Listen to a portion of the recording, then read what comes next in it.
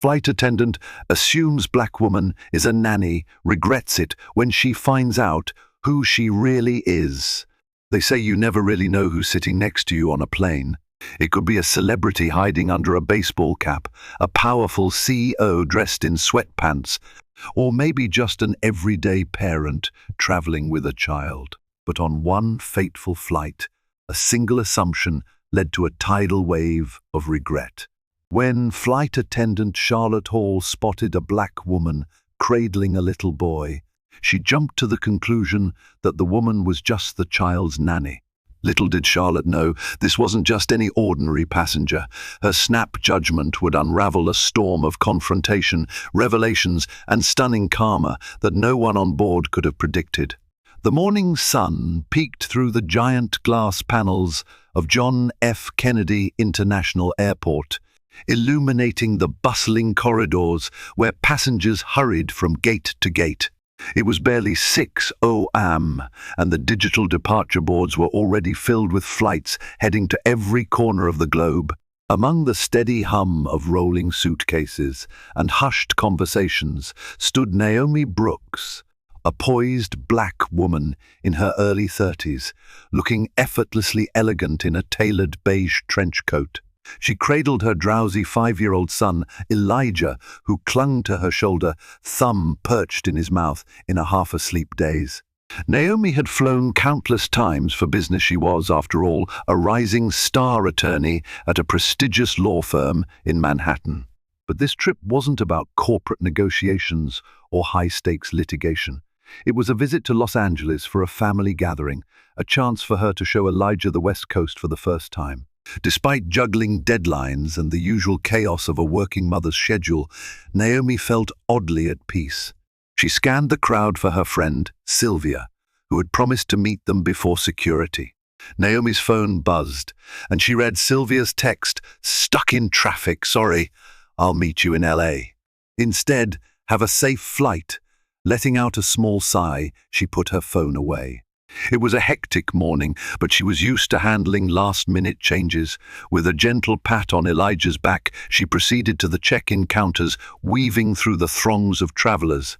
Charlotte Hall, a junior flight attendant for Delta Airlines, was already at the gate, meticulously going through her pre-flight checks. Her uniform was crisp, her hair pinned neatly into a tidy bun, and her polite, if somewhat forced smile masked a certain restlessness. Charlotte prided herself on efficiency. Being a flight attendant was her gateway into the industry she adored.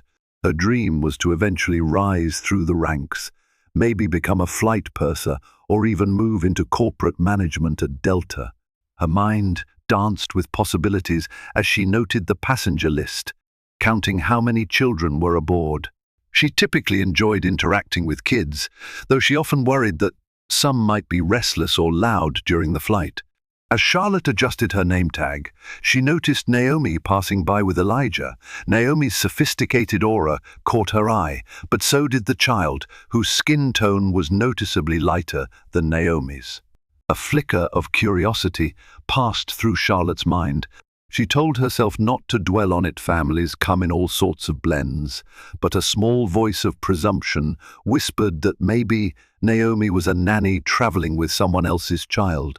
Charlotte dismissed the thought, quickly focusing on a more pressing matter, a passenger waving at her with questions about overhead baggage.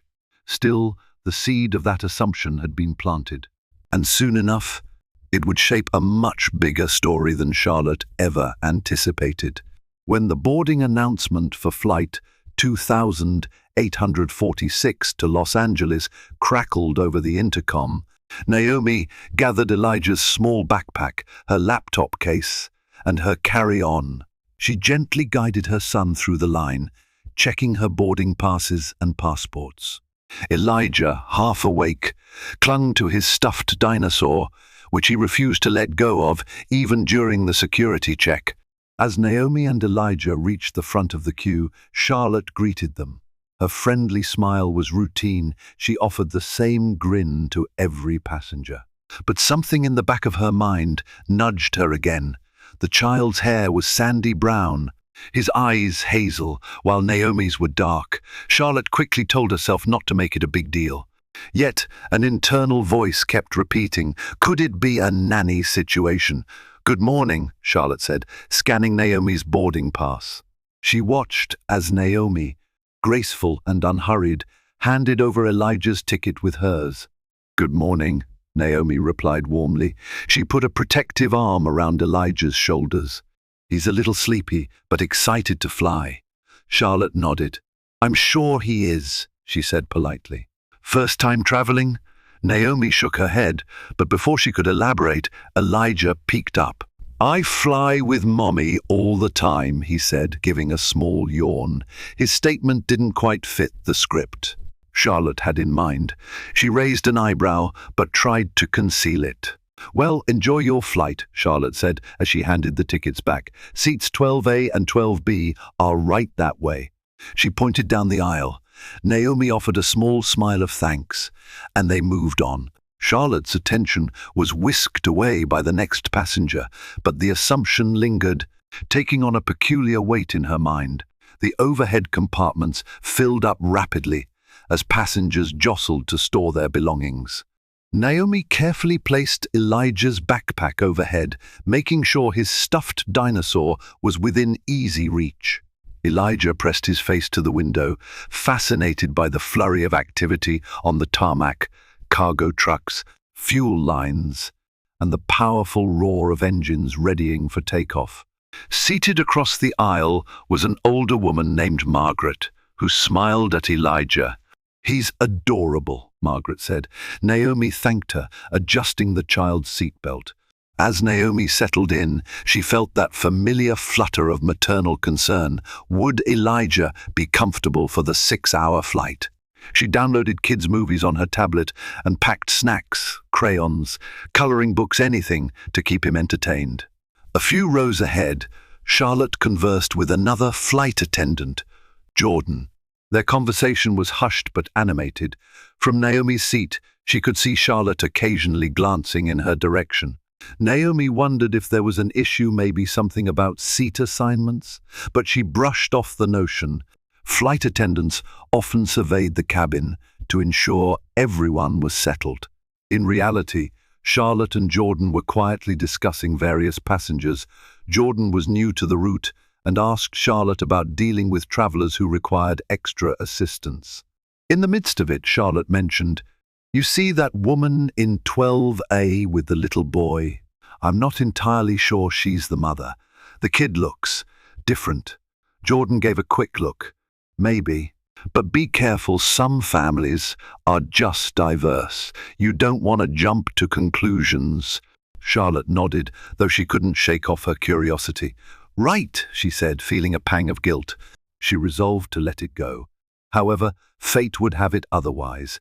An hour into the flight, the captain announced upcoming turbulence. The seatbelt sign dinged on, and flight attendants scurried to secure carts and instruct passengers to stay seated. Elijah, who had been quietly coloring, suddenly grabbed Naomi's hand, startled by the plane's jolts. "It's okay, baby," Naomi soothed him, kissing the top of his head. "It's just a bit of bumpy air." Across the aisle, Margaret shifted uncomfortably. "This is quite a rough patch," she said. She took notice of Naomi's calm demeanor, impressed by how the younger woman managed to soothe a frightened child while maintaining composure. Charlotte walked down the aisle, checking seatbelts. When she came to Naomi's row, she noticed Elijah clinging tightly to Naomi. She leaned in, her voice almost a whisper. "Excuse me, ma'am, is this child?" She hesitated mid-sentence, for it seemed insensitive to ask what she truly wanted to ask. Instead, she forced a smile and added, "Is he okay? Does he need anything?" Naomi gave a small nod of appreciation. "He's fine, thank you. We just need some reassurance. Turbulence is scary for a 5-year-old. Charlotte nodded, but felt an internal conflict. She pivoted quickly and checked on other passengers, her mind swirling with questions she didn't know how to properly ask. She told herself she was simply being cautious. After all, flight attendants were trained to watch for any possible irregularities. But she also recognized this was stepping into uncomfortable territory. As the turbulence subsided, Elijah eventually drifted off to sleep. Naomi opened her laptop and skimmed through some documents she needed to review before her return to the office. Occasionally she'd catch Charlotte glancing in her direction. With each look, Naomi felt a slight pang of disquiet, unsure why she was drawing so much attention. When the seatbelt sign turned off, Charlotte resumed the beverage service. She politely asked Naomi if she'd like coffee or tea. Naomi requested orange juice for Elijah, who was still fast asleep, with his head on her lap. Gathering her courage, Charlotte decided to speak again. "So, that little boy," she began, trying to mask her true suspicion under a veil of polite interest. "He's traveling with you?" Naomi paused, puzzled at the question. "Yes," she replied, tilting her head slightly. "He's my son." Charlotte let out a forced little laugh. "Oh, of course. I just wasn't sure. Sometimes nannies travel alone with children, and the airline requires certain documentation for minors when traveling without parents." Naomi frowned slightly, sensing the unspoken implication. "He's definitely mine," she said firmly, and turned back to the laptop in a gentle but pointed dismissal. She tried not to let it rattle her, but something about Charlotte's tone gnawed at her. Why is she pressing this? Charlotte sensed Naomi's irritation and backed off. Still, the seed of doubt refused to vanish. She finished the beverage service, assisting other passengers, but kept replaying the conversation in her mind. She noticed that Naomi provided no further details, no mention of a husband or partner. Charlotte told herself, "It's none of my business," but she remained convinced there was something amiss. Mid-flight, passengers began stretching their legs. A few made their way to the restrooms, while others strolled the aisle. Naomi decided to take Elijah for a brief walk to calm him. He was an active child and disliked sitting for long periods. Holding Elijah's small hand, she guided him toward the galley where Charlotte and Jordan were checking inventory. Naomi flashed a polite smile. "We just need a quick walk. He's restless." Jordan responded kindly, "Of course, the aisles are free for now. Just be careful when the cart's out." Charlotte gave a curt nod, but remained silent, fiddling with soda cans in the cabinet. She tried not to stare as Naomi passed. As Naomi and Elijah moved to the rear of the plane, they noticed a small line for the restroom. They waited patiently, and that's when Elijah's curiosity got the better of him. "Mommy, why is that lady always looking at us?" he asked in a small voice, referring to Charlotte. Children had an uncanny way of noticing everything adults tried to conceal. Naomi hushed him gently. "She's just doing her job, sweetheart." But Elijah wouldn't let it drop. "She acts funny," he whispered, burying his face in his mother's leg. Naomi patted her son's hair, trying to dismiss her own discomfort. She had experienced subtle prejudices before. Sometimes it was the suspicious stare when she shopped in high-end stores, or the assumption from others that she couldn't possibly afford certain lifestyles. But never had it felt so blatant mid-flight. Though she tried to focus on comforting Elijah, her mind wandered to the possibility that Charlotte's interest wasn't just about standard flight procedures.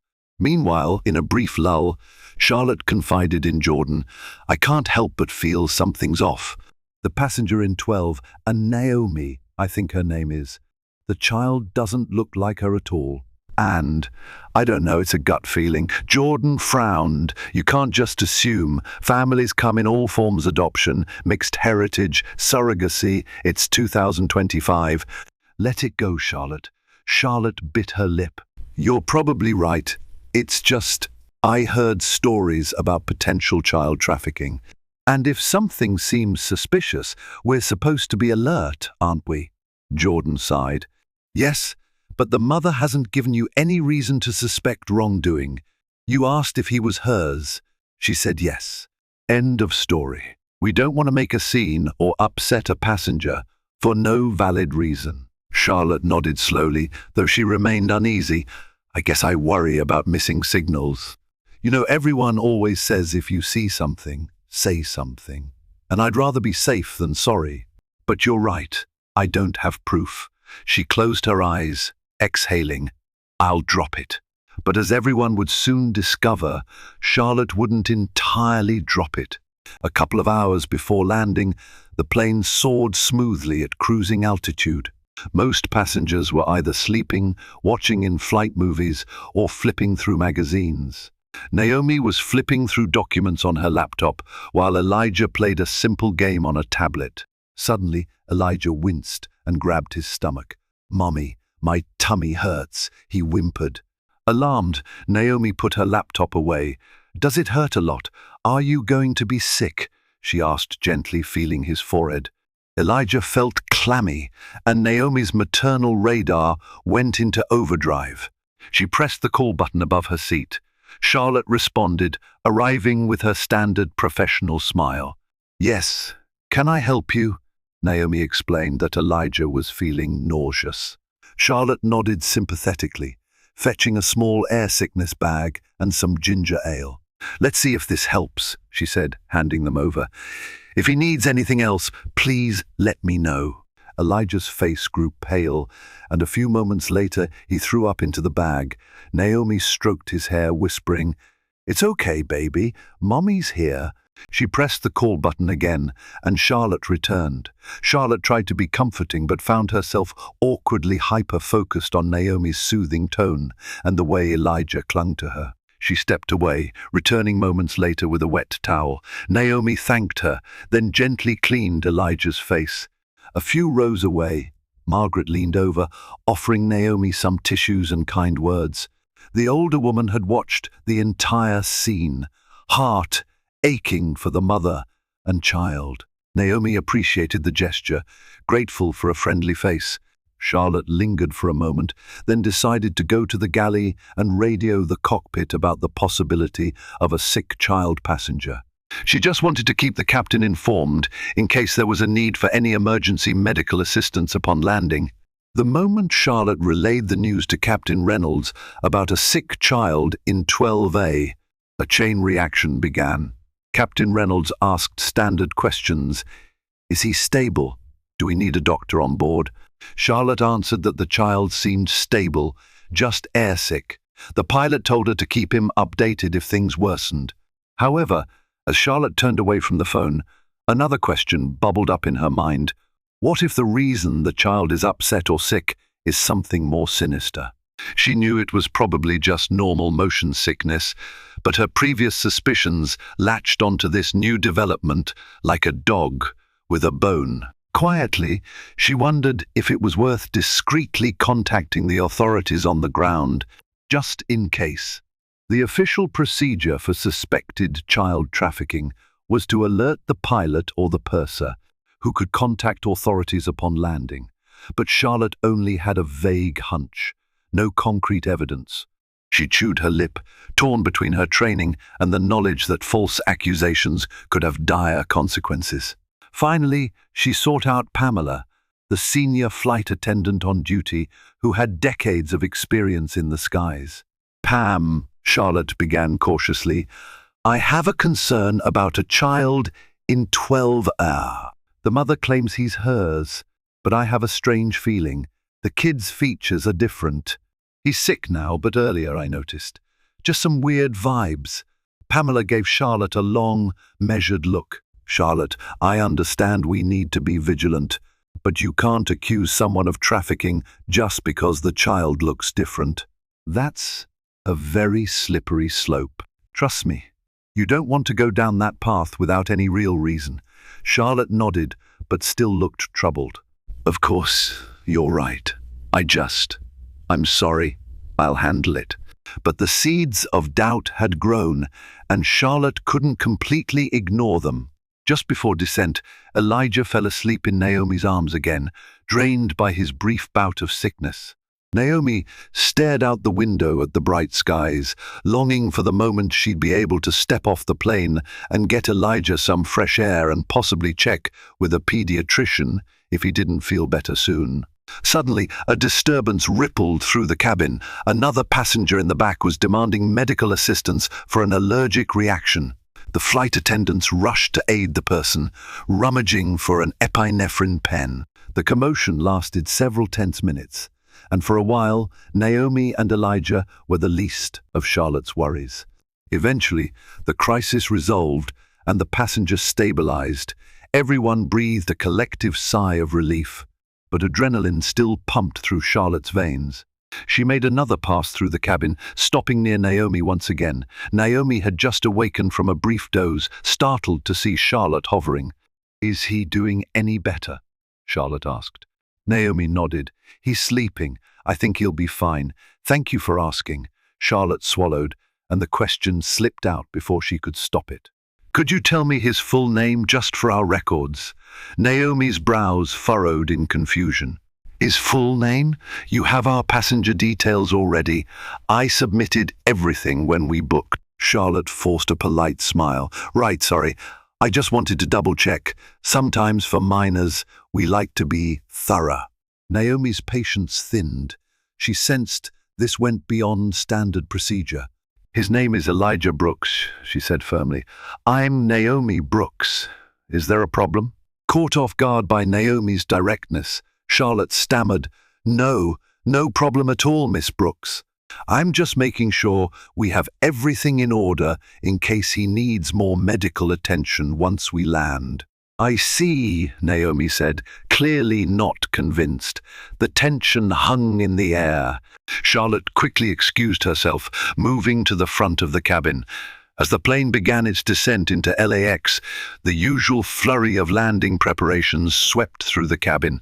Passengers returned seats to their upright positions and secured tray tables. Elijah stirred awake, groggy but seemingly less nauseous. Naomi whispered calming words, letting him know they'd be on the ground soon. Charlotte made her final checks, feeling a weight in her chest. She looked out the window, seeing the sprawling city of Los Angeles come into view. She found herself caught between a sense of duty and the fear of being wrong. With only minutes to go before landing, she made a decision she would soon regret. She discreetly told Captain Reynolds that she had concerns regarding the child in 12A. She emphasized that it was only a suspicion, but that the mother's behavior felt evasive, that the child was sick, and their features didn't align. She mentioned it might be worth alerting the gate authorities for a quick check upon landing. Captain Reynolds, accustomed to following protocol, agreed that caution was advisable if a flight attendant had a legitimate concern. He radioed ahead, ensuring that airport security and possibly the local authorities would be present at the gate to speak with the passenger. The die was cast. The plane landed smoothly on the runway, rolling toward the gate. Passengers stood up, stretching cramped limbs, collecting overhead luggage. Naomi woke Elijah fully, helping him with his jacket. As the aircraft door opened, sunlight streamed into the cabin, along with the salty tang of California air. Naomi guided Elijah down the aisle. Her heart lifted at the thought of seeing her sister, who was waiting for them in arrivals. But that hope shattered the moment she stepped off the plane and saw two uniformed officers near the jet bridge, accompanied by a stern-looking airline representative. "Are you Naomi Brooks?" one officer asked. He stood tall, posture rigid. Naomi's eyes darted in confusion. "Yes. Is there a problem?" "We need to speak with you about the child, Elijah Brooks," the officer said, looking at Elijah. "We have reason to believe there might be a discrepancy with the travel arrangements." Naomi's stomach twisted. "Excuse me," she said, blinking rapidly. Elijah tightened his grip on her hand. "I don't understand. I'm sure it's just a misunderstanding." The airline representative interjected. "But we need to confirm certain details for the child's safety." Passengers behind Naomi started to crowd around, curious. The older woman, Margaret, paused, looking stunned. She and a handful of others murmured in confusion, some already suspecting a grave injustice might be unfolding. Naomi's cheeks burned with a mix of anger and humiliation. "He's my son," she repeated, her voice trembling with a barely contained fury. "This is ridiculous." As they moved into the gate area, the officers gestured for Naomi and Elijah to step aside, away from the disembarking crowd. A hush fell over onlookers. Naomi noticed Charlotte standing off to the side, watching anxiously, her expression pinched with guilt and fear. Naomi's heart thundered in her chest, realization dawning that Charlotte must have reported her. One of the officers began asking for identification. Naomi handed over her driver's license, Elijah's birth certificate copy, which she always carried when traveling, just in case, and the passports. She waited, mind racing, pulse pounding in her ears. Elijah clung to her leg, tears welling up in his eyes, frightened by the sudden confrontation. "We just need to confirm these documents," the second officer said, scanning them carefully. The airline representative, Mr. Gray, cleared his throat. "Miss Brooks, we sincerely hope you understand this is for the child's protection." "There have been instances," Naomi cut him off, her voice trembling. "You think I kidnapped my own son?" "Because of what, exactly? Because we don't look alike, in your opinion? This is outrageous." Margaret emerged from the crowd. "Officers, I was sitting right next to them. I saw how she cared for that child. He's hers, there's no question. This is an appalling misunderstanding." Her words offered Naomi a glimmer of support, but the humiliating process continued. The officers inspected the documents thoroughly. One made a radio call to verify the details. The minutes crawled by, each second a blow to Naomi's dignity. Elijah started to cry, burying his face in Naomi's coat. Naomi held him close, heart aching for her son. Finally, the radio crackled with confirmation. The officer turned back to Naomi, looking slightly sheepish. "It appears everything is in order. Elijah Brooks is indeed your son, born April 20, 5 years ago in Manhattan. I'm sorry for the inconvenience, M.A.A.M." Naomi seethed, trying to maintain composure. Who exactly raised this accusation? Mr. Gray, the airline representative, glanced uncomfortably at Charlotte, who hovered nearby with Jordan. Charlotte's face was pale, her eyes wide. She didn't speak, but her silence was admission enough. Naomi's lips pressed into a thin line. "I want an explanation," she demanded, standing tall. "Why was I singled out? Why wasn't I approached privately if there was a legitimate concern? This was public humiliation."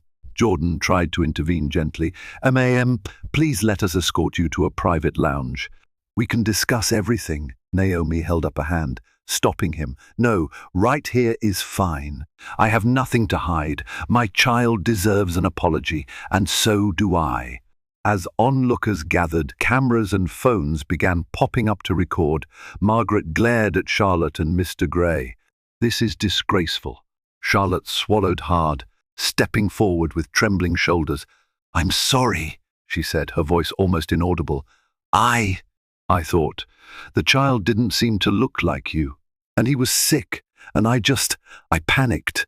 Naomi let out a bitter laugh, tears brimming in her eyes. She felt Elijah tugging at her coat, frightened. She knelt down and hugged him, whispering reassurances before rising to address Charlotte. "You panicked because a black woman has a child with lighter features. Have you never seen biracial families? Have you never considered that not all relatives look exactly the same?" Charlotte's lip quivered. "I know that. I was worried about potential trafficking. It happens sometimes, and I've been trained to watch for signs." "I didn't mean," Naomi's voice cut through. "Your training taught you to humiliate me and terrify my child. To publicly accuse me based on your snap judgment. That's not just training, that's prejudice." A swirl of bystanders had gathered, many recording the confrontation with their smartphones. Within hours, those videos would spread across social media. igniting a storm of commentary about racism, bias, and the humiliations people of color still endure daily, even in seemingly mundane settings like airplane travel. Some videos captured Naomi cradling a sobbing Elijah, refusing to move until she got an explanation and an apology. Others showed Charlotte floundering, tears of shame trickling down her cheeks as she tried to justify her actions. Margaret stepped closer to Naomi, putting a comforting hand on her shoulder. "I'm so sorry you and your son had to go through this," she murmured. "I hope you both can recover from this ordeal quickly." Naomi thanked her softly. She composed herself and turned back to Mr. Gray, who was frantically trying to maintain control of the chaotic scene. "I want to speak to someone in management," she said, voice steady but steely. "I expect a formal apology from the airline for this travesty." Mr. Gray nodded, his face red. "Of course, Miss Brooks. We'll cooperate fully. We're truly sorry this was a misunderstanding." Naomi inhaled, her anger mixed with a deep sorrow. A misunderstanding, she thought. That's always the excuse. She looked down at Elijah, who was trembling. She knew they needed to get him out of this environment, but she would not let it drop quietly. Not long after, Naomi's sister, Danielle, appeared in the arrivals area, confusion written across her face as she pushed through the crowd. "Naomi, what happened? I saw all these people, and then I heard your name. Are you okay?" Naomi's composure cracked. She rushed to hug Danielle, tears finally spilling over. "I'll explain later," she whispered. "Just help me get Elijah out of here." Together, they left the gate area, flanked by sympathetic onlookers. Charlotte watched them go, feeling a knot of shame in her stomach. She vaguely heard Jordan telling her to calm down, that they'd figure out the next steps. But Charlotte already sensed her world tilting on its axis. She knew in that moment the consequences of her actions would reverberate far beyond this gate. Hours later, in a quiet corner of Danielle's cozy Los Angeles home, Naomi sat with Elijah curled up on the couch beside her, watching cartoons. She looked at her phone, bombarded with messages. Family, friends, and even acquaintances had seen the viral videos. Some posted messages of outrage in Naomi's defense. Others expressed shock and heartbreak. Naomi's law firm colleagues fired off supportive texts, promising to stand by her if she decided to pursue legal action. Naomi gently stroked Elijah's hair. She was thankful he had dozed off again. This trip was supposed to be a fun getaway visiting the beach, spending time with cousins. Instead, it had turned into a traumatizing event for her child. She took a deep breath, flipping through social media posts, reading strangers' comments condemning the airline's behavior. Meanwhile, Charlotte was in her hotel room, wide awake despite exhaustion. The airline had assigned her a new hotel after a meeting with upper management. She clutched her phone, reading article after article about the JFK LAX incident, wherein a flight attendant allegedly profiled a black mother and her child. A wave of guilt and fear crashed over her. She couldn't scroll for more than a few seconds without seeing a barrage of angry comments. She should be fired. This is blatant racism. This poor mother and child, heartbreaking. Delta's PR department had already begun drafting statements. Charlotte had been told she was suspended, pending an internal investigation. She tossed her phone aside and buried her face in her hands. She never intended for this. She had wanted to do the right thing. Now, her impulsive suspicion threatened not only her job, but her integrity, and for good reason.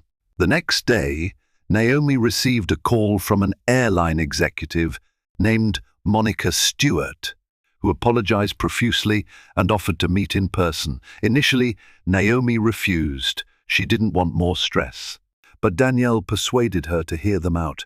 So, Naomi found herself sitting across from Monica Stewart in a sleek conference room at Delta's Los Angeles office. Lawyers and PR representatives hovered in the background. Monica, a polished woman with years in the industry, leaned forward, hands clasped. "Miss Brooks, let me start by saying how deeply sorry we are for your experience," she began. "Delta Airlines does not condone discrimination of any kind. We aim to ensure the safety of all our passengers, but in this instance, our process and staff training fell short."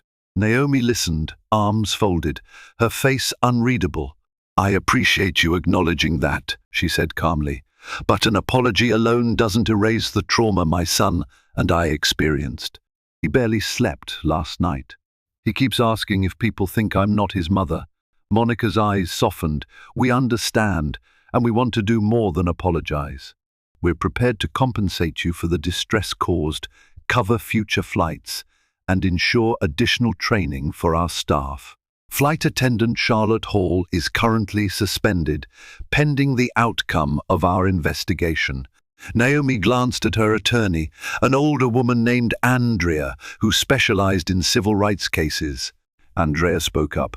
"We want it in writing that the airline will implement comprehensive anti-discrimination and unconscious bias training.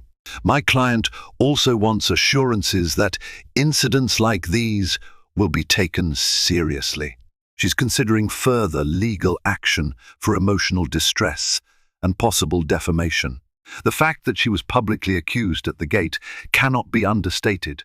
Monica nodded solemnly. "We understand, and we're prepared to work with you. The last thing we want is to dismiss your pain. We want to demonstrate we're taking real steps to ensure this never happens again." Naomi exhaled, feeling a glimmer of vindication but still overwhelmed. She thought of Elijah. She thought of the countless other parents who might have faced similar prejudice. She resolved to see this through, not just for herself, but for them. While negotiations were underway, Charlotte sat alone in a quiet corridor of the Delta office, waiting for her turn to speak with HR and the legal team. Her reflection in the sterile glass doors looked foreign to her. She was used to wearing her uniform with pride, a bright smile for every passenger. Now she wore casual clothes, face drawn, eyes rimmed with exhaustion. Finally, she was called in. A panel of HR personnel and legal advisors confronted her. They asked her to recount every detail of the flight, from the moment she saw Naomi and Elijah at the gate to the decision to contact the captain. Charlotte explained her concerns about child trafficking, how the child appeared not to resemble Naomi. She tried to articulate that she truly believed she was acting in the child's best interest. A legal advisor cut in. "But you had no concrete evidence, correct? No sign of distress from the child, no mismatch in their documents, and no direct statements from other passengers suggesting concern." Charlotte swallowed. No, there was no direct evidence. I just had a gut feeling." A tense silence followed. The HR manager's face was stern. "Gut feelings can lead to severe mistakes, Miss Hall. In this case, a mother and child were publicly humiliated. This is an egregious error that has severely impacted Delta's reputation. You'll be placed on unpaid leave while we finalize this investigation. Termination is likely." Charlotte felt tears prick the corner of her eyes. She wanted to plead her case, that she wasn't a racist person, that she never intended to cause harm. But the reality was unavoidable. Her assumptions had led to a huge injustice. As she left the office, Charlotte's legs felt like lead. She knew she'd have to face the consequences. Part of her still felt a pang of resentment. What if they actually had been in danger and I didn't do anything?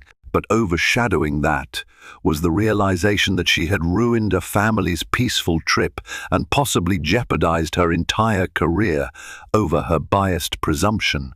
That evening, Charlotte sat at a small desk in her modest apartment, drafting a letter of apology she hoped to deliver to Naomi Brooks. She didn't know if Naomi would ever read it, but she needed to write it for her own sense of responsibility. "Dear Miss Brooks," she began, I am truly sorry for the humiliation and distress I caused you and your son. My actions were misguided, and my assumptions were unfair. I let my personal biases override your dignity. I know no apology can undo the emotional harm, but I offer it with sincerity." Charlotte paused, tears dropping onto the page, smudging the ink.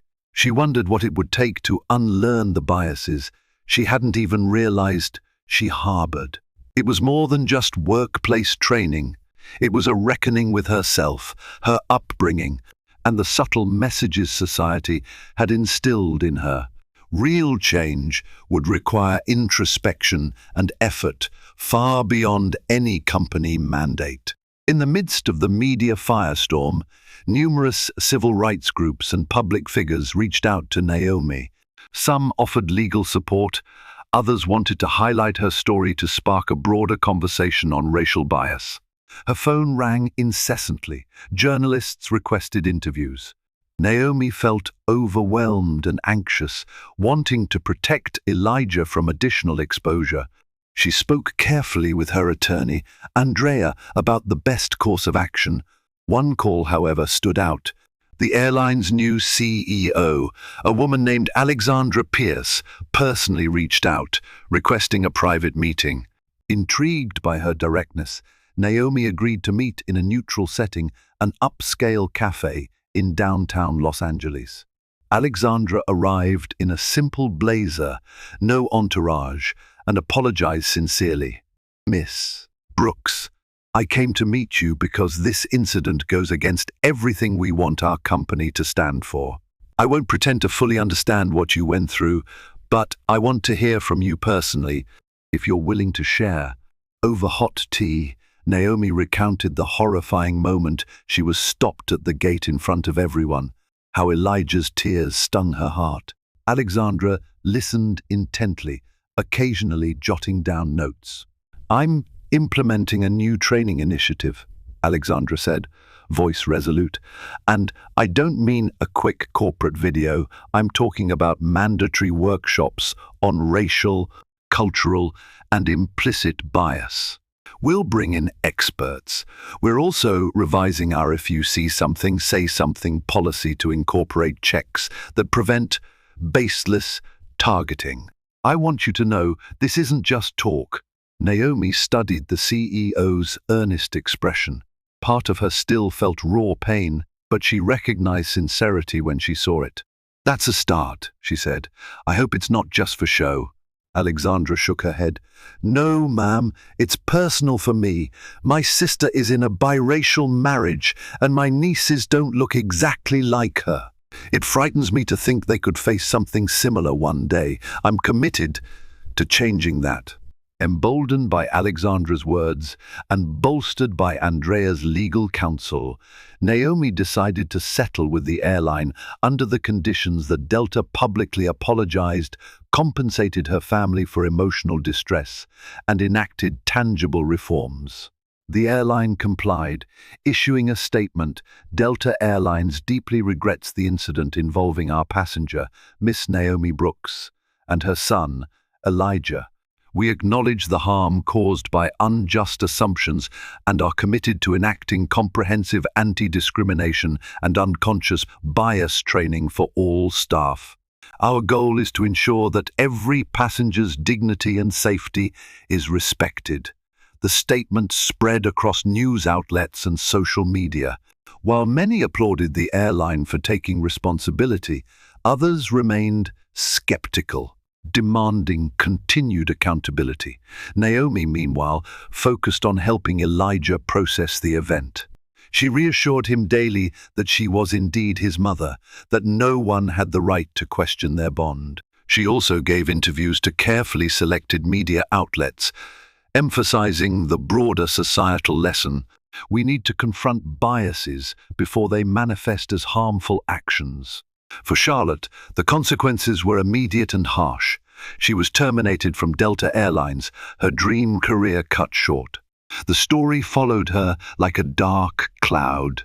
Friends and neighbors recognized her from viral clips, leading to uncomfortable stares and whispers at the grocery store.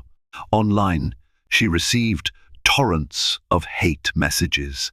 One day, while standing in line at a pharmacy, she overheard two women whispering behind her, "That's the flight attendant who harassed that poor mother." Charlotte felt shame coil in her stomach. She left without buying anything, tears stinging her eyes. She understood that her downfall was the direct result of her own actions. It was karma in the most public, relentless form.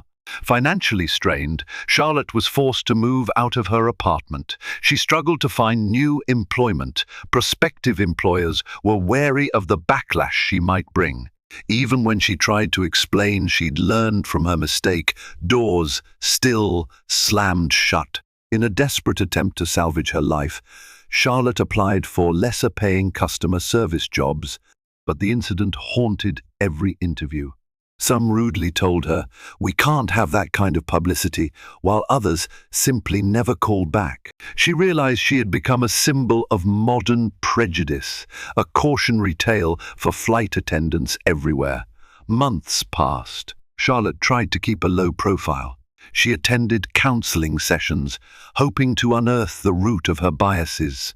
Slowly, she learned about how microaggressions and stereotypes could take root in the subconscious, shaping thoughts and actions even for those who prided themselves on being colorblind. She penned a letter to local community organizations, asking if she could volunteer in any capacity to show she was serious about changing.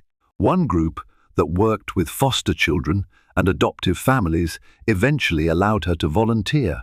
It was there that Charlotte was confronted daily with the beauty and complexity of diverse families' children who didn't resemble their adoptive or foster parents, yet shared bonds of love just as strong as any biological ties.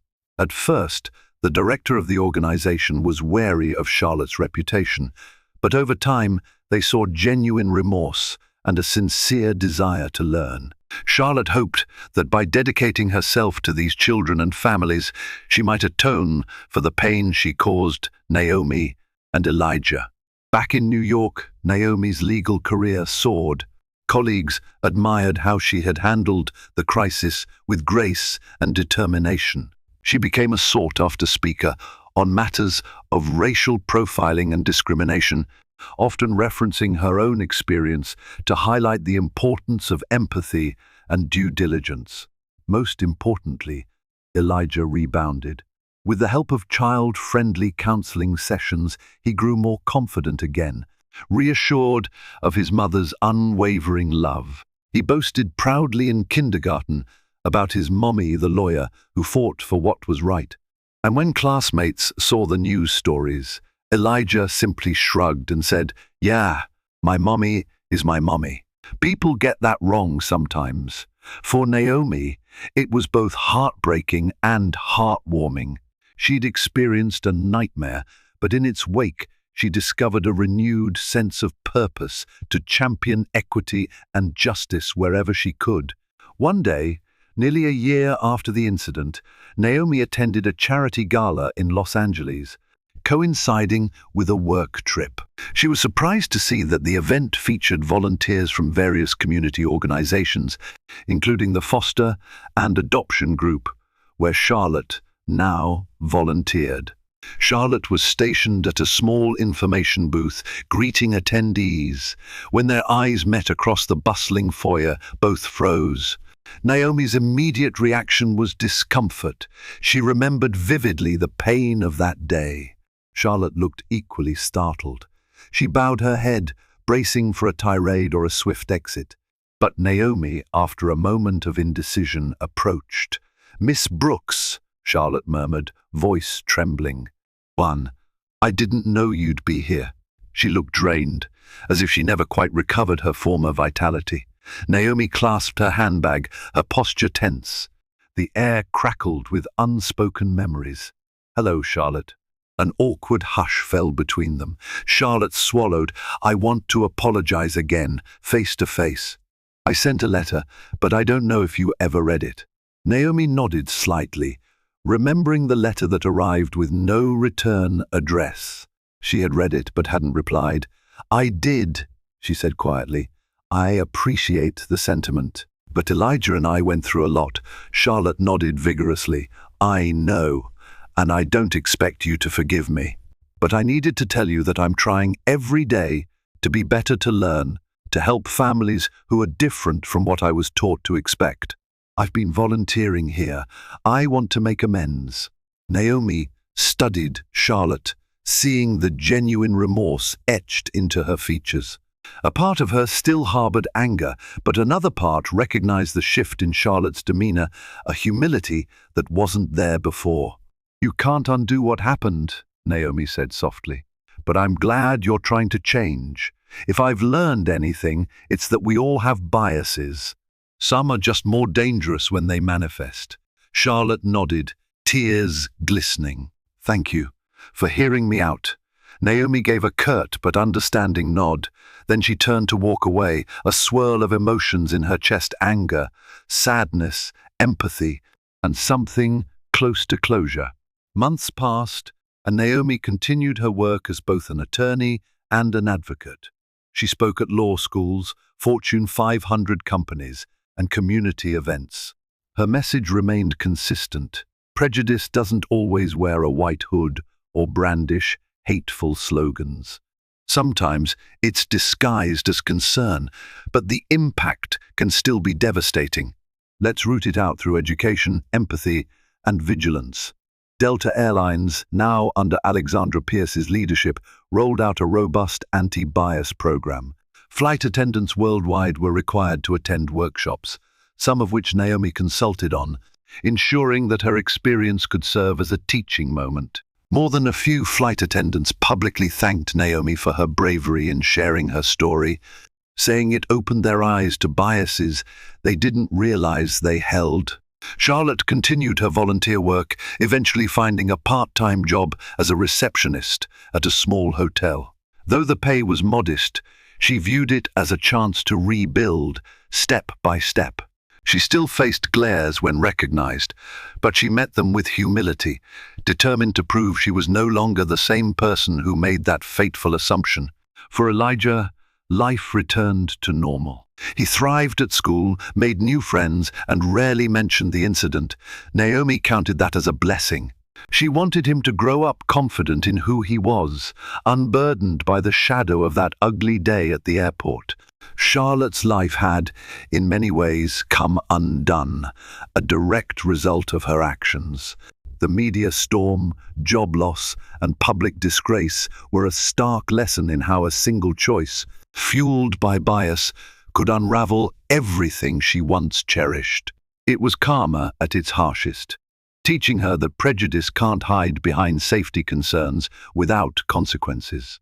Yet within that downfall sprouted a tiny seed of redemption. By confronting her prejudice, volunteering with adoptive families, and continuously seeking education, Charlotte found a new path. It wasn't the glamorous airline career she dreamed of, but it was a path toward genuine understanding and empathy, a path that might have eluded her if life hadn't delivered such a stark wake-up call. Naomi, for her part, achieved a heightened sense of purpose and recognition for her courage. She didn't wish suffering upon Charlotte, but neither did she regret demanding accountability. In a complex world, sometimes the only way forward was through the painful process of calling out wrongdoing and working towards something better. Ultimately, the child who was at the center of it all, Elijah, would grow up with a mother who exemplified dignity, fortitude, and compassion, showing him that when society tests you, you can turn injustice into a catalyst for change. Thank you for joining us on this emotional journey of assumptions, challenged, and lessons learned. Naomi Brooks's experience is a powerful reminder that a single misguided judgment can unravel lives, but it can also spark necessary change. We watched as a hard-working mother protected her child, stood firm against public scrutiny, and used her voice to drive reform. We witnessed a flight attendant confront her own biases and face harsh consequences, only to begin the long road to redemption. If Naomi's story moved you, if it made you pause, reflect, or even shed a tear, then help us spread its message far and wide. Let this tale encourage us all to look beyond the surface and embrace empathy and understanding. Share it with friends, leave a comment about what resonated with you, and most importantly, subscribe to this channel so you won't miss future stories that challenge and inspire. Thank you for watching, and see you next time.